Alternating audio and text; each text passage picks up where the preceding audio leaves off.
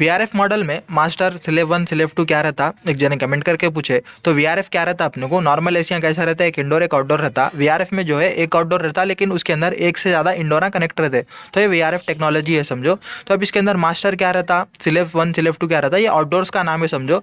जो main outdoor रहता ना, जो पूरे इंडोरों को और आउटडोरों को कंट्रोल करता, उसको मास्टर बोलते। और आउटडोर आप इसमें एक से ज़्यादा भी लगा सकते हैं अपन, क्योंकि जो है इंडोरों की कैपेसिटी अगर बढ़ गई समझो, एक आउटडोर जो है मैक्सिमम 20 टन का रहता अपने को।